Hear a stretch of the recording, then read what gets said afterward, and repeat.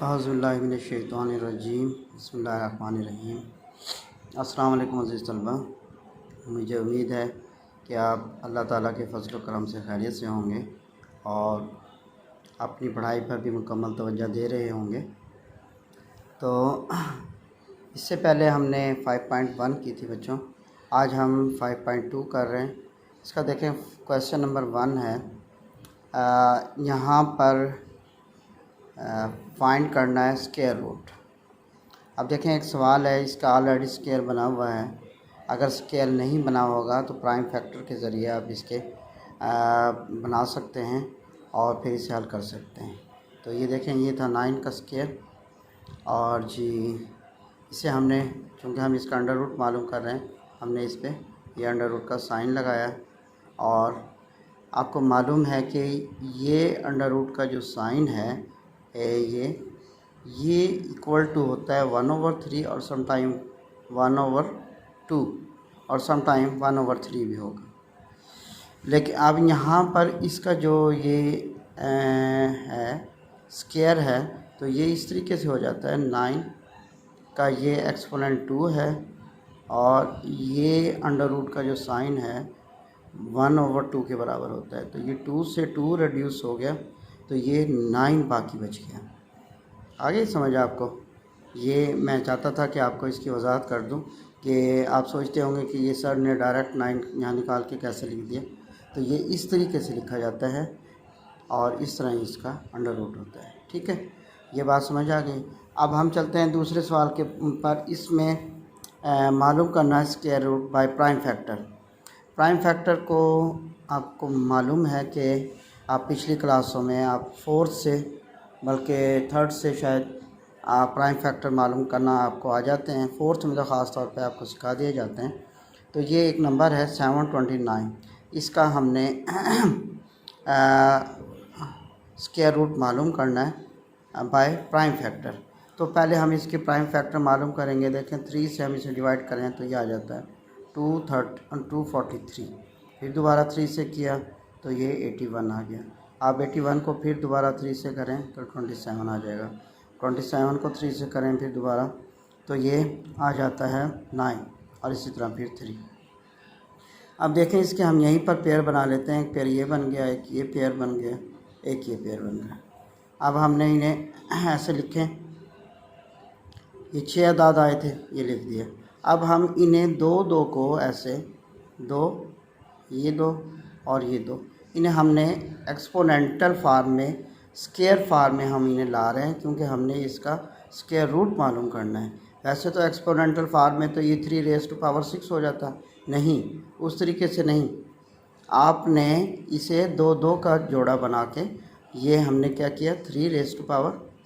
इसी तरह एक पेयर ये बन गया और एक ये बन गया। ठीक है, अब ये यहाँ पर यही सूरत ये वाली आ गई दोबारा, यहाँ 3 स्क्वायर और इंटू 1/2। ये 2 1/2 इस अंडर रूट के 1/2 से कैंसिल हो जाएगा, तो यहाँ पर ये 3 बाकी बचेगा। इसी तरह यहाँ पर ये 3 बाकी बचेगा और फिर ये 3 बाकी बचेगा।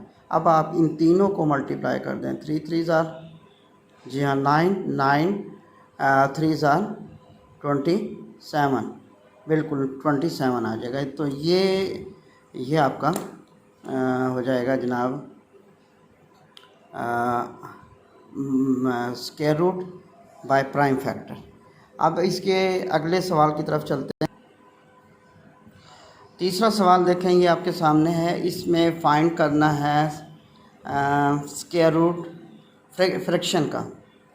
ठीक है, पहले तो सादा आदाद का था, नेचुरल नंबर का, अब ये फ्रैक्शन का आ गया। ये है 144/196।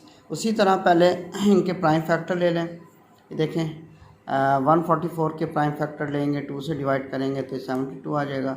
फिर 2 से डिवाइड करेंगे तो 36, इसी तरह फिर 2 से डिवाइड करेंगे 18, अब फिर 2 से डिवाइड करेंगे 19। अब 9, तो 9 is a prime number which is not divisible by 2, so we divide it by 3।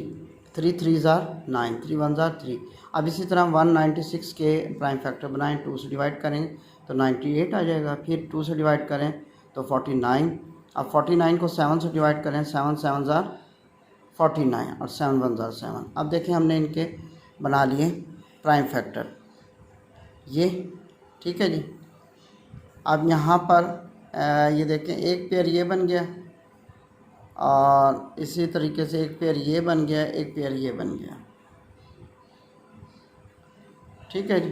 फिर ये एक पेयर ये बन गया, इसी तरह एक पेयर ये बन गया। अभी ने हमने पहले सवाल की तरह एक्सपोनेंटल फॉर्म में लिख दिया दो को, एक ही पेयर को, फिर दूसरे को, और फिर तीसरा पेयर में 3 है तो इसे 3 को लिख दिया। नीचे भी ये 2 को हमने ऐसे लिख दिया पेयर की शक्ल में और एक्सपोनेंटल फॉर्म में, और फिर 7 को लिख दिया। अब अंडर रूट से ये स्क्वायर इनका कैंसिल हो जाएगा तो ये बाकी बचेंगे, अंडर रूट स्क्वायर से अंडर रूट कैंसिल हो जाता है तो फिर ये 2 बाकी बचेगा, इधर ये भी 2 और ये 3 और नीचे 2 और 7। अब यहाँ यहीं पर आप चाहें तो इसे रिड्यूस कर दें, या चाहें इन तीनों को मल्टीप्लाई करके नीचे वालों को मल्टीप्लाई करके फिर रिड्यूस करें। मेरा ख्याल है यहाँ रिड्यूस करना ज़्यादा आसान है, क्योंकि ये प्राइम ये जो है ना तजज़ी की फॉर्म में मौजूद है और यहाँ छोटे आदाद में है तो इसे आप आसानी से कर सकते हैं, ठीक है। अब ये देखें 2 से 2 को हमने रिड्यूस कर दिया तो ये क्या यहाँ पर 2 की बचा और ये 3, 2 3 ज़ार 6 और नीचे ही 7 आ गया। ये जी आपका सवाल हल हो गया।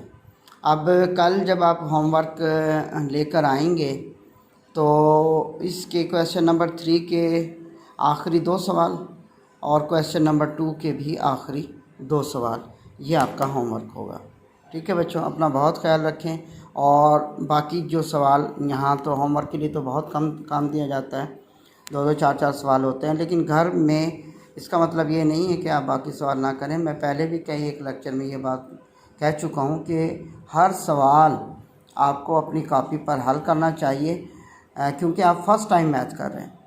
अगर फ़र्स्ट टाइम आप जब कर रहे हों और आप हर सवाल हल नहीं करते तो फिर बेटा ये आपके लिए मुश्किल हो जाएगा, फिर आपकी ऐसी तैयारी नहीं होगी जैसी कि होनी चाहिए। और स्कूल खुलने के बाद फिर ज़ाहिरी बात है इम्तहानात भी होने हैं आपके, जब इदारा सजेस्ट करेगा तो उस वक्त फिर आपको मुश्किल पेश आएगी, ठीक है। इसलिए मेरी तजवीज़ पर अमल करें और साथ के साथ आप इसकी तैयारी करते रहा करें।